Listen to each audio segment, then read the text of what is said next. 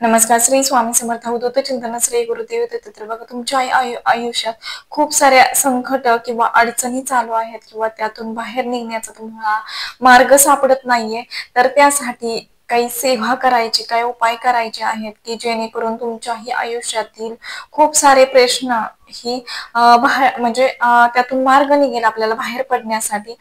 तर आपण जेव्हा नित्य नियमाने जेव्हा नित्य सेवा स्वामी महाराजांची करतो तर त्या घरात बघा असं म्हटलं जातं की ज्या घरात एक तरी भाग्यवान व्यक्ती स्वामी सेवा करणारे असेल ना तर त्या घरातील बाकीचे व्यक्ती देखील त्या एका व्यक्तीच्या सेवेने बाकीचे सुद्धा तरुण जातात असं म्हटलं जातं. आणि बघा ज्यांच्या घरात खरं तर रोज नित्य नियमाने स्वामी सेवा होते, स्वामी सेवा म्हणजेच नित्य सेवा होते त्या घरात म्हणजे कितीही संकट येऊ दे, कितीही अडचणी येऊ दे तरी सुद्धा महाराज प्रत्येक संकटातून हे त्यांना बाहेर काढतच असतात. तर नित्यसेवा म्हणजे काय बऱ्याच जणांना माहिती नाहीये अजून सुद्धा की नित्यसेवा कशी करायची, त्याचे नियम अटी काय आहेत किंवा सेवा काय करायची मेन म्हणजे तर तर ते बऱ्याच ताईंना किंवा दादांना अजून माहिती नाहीये. तर त्यांच्यासाठीच आजचा खरं तर हा व्हिडिओ आहे. तो व्हिडिओ नक्की कंटिन्यू करा. तर बघा नित्यसेवा म्हणजेच स्वामी महाराजांची स्वामी चरित्र सारामृताचे क्रमशः 3 अध्याय वाचणं म्हणजेच नित्यसेवा. आणि जेव्हा बघा पहिल्या दिवशी 1, 2, 3, दुसऱ्या दिवशी 4, 5, 6, तिसऱ्या दिवशी 7, 8, 9, चौथ्या दिवशी 10, 11, 12 असे तुम्हाला क्रमशः हे अध्याय वाचायचे आहेत. आणि जेव्हा रोज म्हणजे आपण जोपर्यंत अस्तित्वात आहोत, आपण जोपर्यंत म्हणजे आपल्याला मरण नाहीये तोपर्यंत शेवटच्या क्षणापर्यंत जे नित्यसेवा ही करायची असते त्याला कधीच अंत नसतो. अशी ही नित्यसेवा ज्या घरात रोज नित्यसेवा ही केली जाते ना तर त्या घरातील खरंच म्हणजे एका व्यक्तीच्या सेवेने सुद्धा बाकीचे सुद्धा तरुण जातात.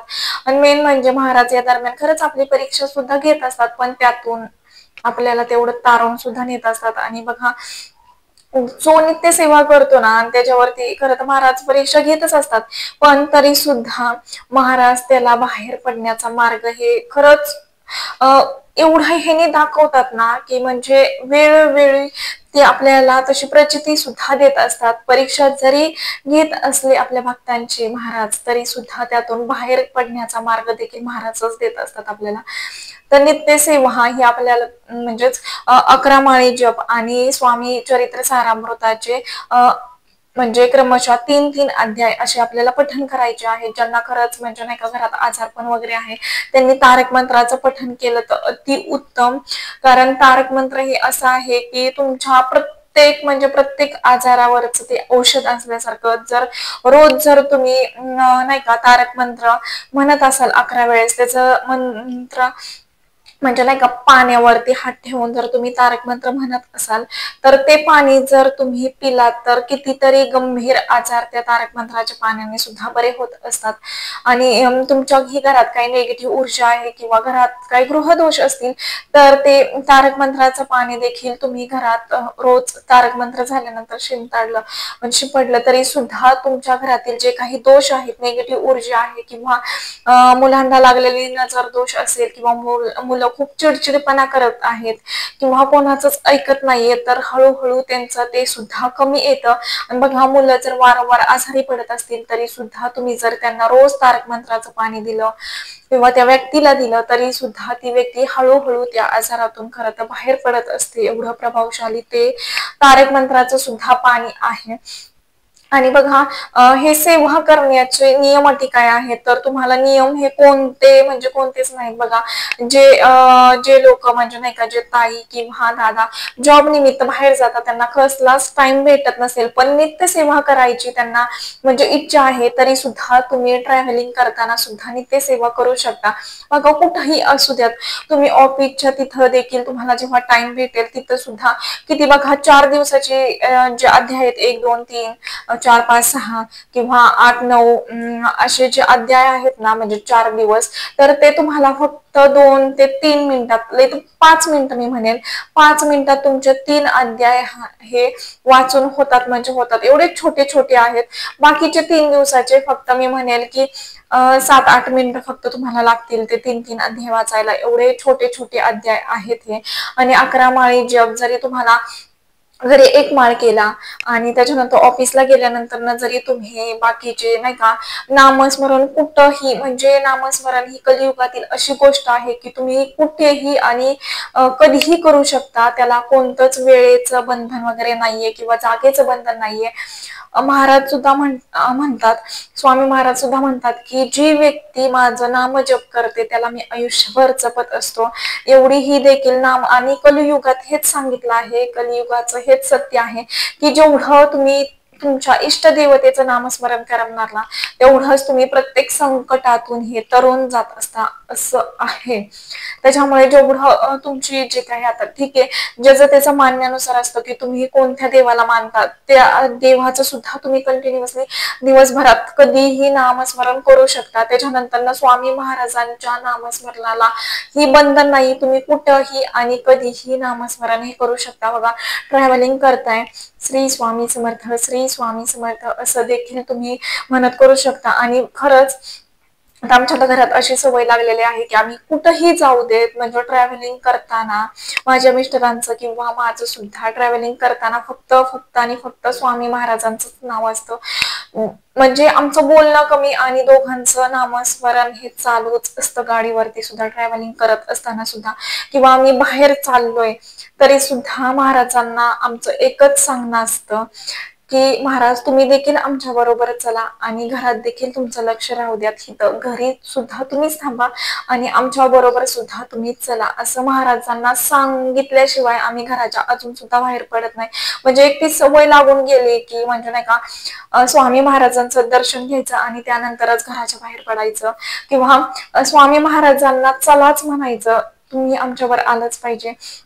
आणि बघा, थोड्याच अंतरावरती गेलं ना की महाराज खरोखर दर्शन देतात. आणि जेव्हा खरंच असं माझ्या बरोबर तर घडलेलं आहे की जेव्हा जेव्हा मी खरंच म्हणजे खूप साऱ्या संकटात असते किंवा खूप साऱ्या विचारात असते ना, आणि तेव्हा खरंच महाराज म्हणजे खरंच प्रचिती देऊन जातात. आणि महाराजांचं एकच वाक्य दिसतं की भिवू नकोस, मी तुझ्या पाठीशी आहे. आणि खरंच म्हणजे ते तसं महाराजांनी दर्शन दिलं ना की खरंच तो दिवस म्हणजे खरंच खूप आनंदाचा, आणि खरंच खूप सारं असं म्हणता येईल की म्हणजे आयुष्यात खूप सारं भेटलं असंच ते सुख असतं. जे खरंच म्हणजे जे खरोखर स्वामी भक्त आहेत, कट्टर स्वामी भक्त आहेत ना, त्यांनाच ते सुख खरं तर कळू शकतं. तर जे नवी आहेत त्यांना अजून खरं तर स्वामी नामाची गोडी लागलेली नाहीये, तर त्यांना खरं तर मी जे काही सांगते तर त्याचं एवढं काहीच वाटणार नाही. म्हणजे खरंच कट्टर स्वामी भक्त आहेत किंवा जे स्वामी महाराजांना तेवढं मानतात किंवा महाराजांच्या म्हणजे महाराजांनी तेवढी ज्यांना प्रचिती दिलेली आहे ना, तर ते खरंच म्हणजे त्यांना समजेल की मला काय म्हणायचं आहे ते. आणि बघा, नित्य सेवा करत असताना म्हणजे नाही का तुम्ही कुठेही करू शकता. स्वामी चरित्र सारामृत देखील तुम्ही म्हणजे नाही का जिथं तुम्ही जॉब करता त्या ठिकाणी सुद्धा तुम्ही पठण करू शकता. त्याच्यानंतर बघा, तुम्ही जर गुरुवारी चालू केलं तर तुमचं शुक्रवारी संपणार आहे. 7 दिवसात तुमचं एक पारायण होतं, किंवा कोणी कोणी 7, 7, 7 असं 3 दिवसात देखील एक पारायण संपवतो. किंवा जरी तुम्हाला म्हणजे टाइम नसेल किंवा काही, तरी सुद्धा तुम्ही 3 अध्याय असं क्रमशः वाचू शकता. खरंच खूप म्हणजे महाराजांची एवढी माहिती त्याच्यात सांगितलेली आहे. तुम्ही जेव्हा मनापासून वाचताना तर प्रत्येक अध्यायाची एक वेगवेगळी फलश्रुती आहे, आणि तेवढ्याच त्या फलश्रुतीचं फळ देखील काहीतरी वेगळंच आहे. त्याच्यामुळे नक्की पठण करा. आणि खरंच मी म्हणेल की ज्या घरात स्वामी सेवा होते ना, त्या घरात कशाचीच काहीच कमी पडत नाही. आणि महाराज तेवढंच त्यांना भरभरून सुद्धा देत असतात. मला 3 वर्ष झालं मी स्वामी सेवेत आलेले. त्याच्यामुळे मी पहिली कसे होते किंवा आमचं आयुष्य पहिलं कसं चाललं होतं, एक टेन्शन सारखं आहे, पण आता सुद्धा म्हणजे काही गोष्टी आहेत, की म्हणजे नाही का असं नाहीये, की महाराज सगळ्यांना सर्व काही सुख देतात. काही गोष्टी सगळ्यांच्या आयुष्यात असतात. कोणीच म्हणजे नाही का सुखी नसतं. प्रत्येकाच्या आयुष्यात काही ना काही स्ट्रगल चाललेलाच असतो. पण तरी सुद्धा जेव्हा तुम्ही महाराजांच्या सेवेत येताना तर तो स्ट्रगल सुद्धा कसा आनंदात महाराज घालवतात ना, तर खरंच ते एक खूप मोठं उदाहरण म्हणता येईल. म्हणजे नाही का महाराज जेव्हा आपल्या आयुष्यात असतात ना, तर तेव्हा खरंच खूप साऱ्या गोष्टी अशा घडत असतात, की महाराजांना आपण ते बोललोय आणि महाराजांनी पूर्ण नाही केली किंवा महाराज पावलोपावली आपल्या बरोबर असतात आणि तेवढ्या संकटातून सुद्धा महाराज आपल्याला बाहेर काढत असतात. तर नियम अटी काय आहेत, तर तुम्हाला म्हणजे नियम अटी काहीच नाहीयेत, फक्त एवढंच की तुम्हाला नॉनव्हेज वर्ज करायचं आहे. आता भरपूर अशा ताई किंवा त्यांच्या घरी नॉनव्हेज केलं जातं किंवा त्या स्वतः खातात नॉनव्हेज, तर त्यांना इच्छा आहे की स्वामी सेवा करायची आणि मी जर दोन्हीपैकी जर एक निवडायला लावलं तर ते म्हणणार की नको, मी आपलं नॉनव्हेजच खाईल. पण तुम्हाला एक सांगणं आहे की स्वामी सेवा करा. बघा तुम्हाला एवढं महाराज भरभरून देतील ना, किंवा नंतर अशी एक वेळ येते की महाराज ते सुद्धा आपल्या आयुष्यातून काढून टाकतात. म्हणजे असं मी कधीच म्हणणार नाही, ठीक आहे तुम्हाला नॉनव्हेज देखील खायचं आहे किंवा स्वामी सेवा देखील करायची आहे, तरी सुद्धा तुम्ही करू शकता. ज्याच्या त्याच्या कर्मानुसार महाराज ज्याच्या त्याला फळ देणारच आहेत. पण ज्या दिवशी तुम्ही सेवा करणार आहात ना, तर त्या दिवशी म्हणजे ठीक आहे तुमच्या घरात नॉनव्हेज आज करणार आहे असं तुम्हाला वाटतंय, तर त्या दिवशी तरी स्वामी सेवा करू नका, नामस्मरण करू नका. म्हणजे ठीक आहे त्याच्यानंतर दुसऱ्या दिवशी तुम्ही सेवेला पुन्हा सुरुवात करू शकता. पण ज्या दिवशी खरं तर नॉनव्हेज केलं जातं त्या दिवशी तरी सेवा करू नका. आणि मेन म्हणजे एक सांगणं आहे, की जेव्हा तुम्ही स्वामी सेवा करताना तेव्हा महाराजांचं अधिष्ठान आपल्या घरात असणं देखील तेवढंच म्हणजे नाही का महत्वाचं आहे. कारण महाराज आपल्या घरी असणं आणि त्यांच्या समोर बसून आपण सेवा करणं हे खरंच खूप महत्वाचं आहे. आणि ज्यांच्या घरी अजून सुद्धा महाराजांचं अधिष्ठान नाही किंवा फोटो मूर्ती आणलेली नसेल, तरी सुद्धा तुम्ही आधी स्वामी महाराजांना घरी आणा, महाराजांची प्राणप्रतिष्ठा करा आणि त्यानंतर महाराजांच्या मूर्तीत किंवा फोटोत प्राण आणा आणि नंतर त्या सेवेला सुरुवात करा. कारण महाराज जेव्हा आपल्या समोर असतात ना, तर तेव्हा ती एक वेगळाच आनंद असतो, वेगळाच घरात ऊर्जा असते महाराजांची, एवढं असतं.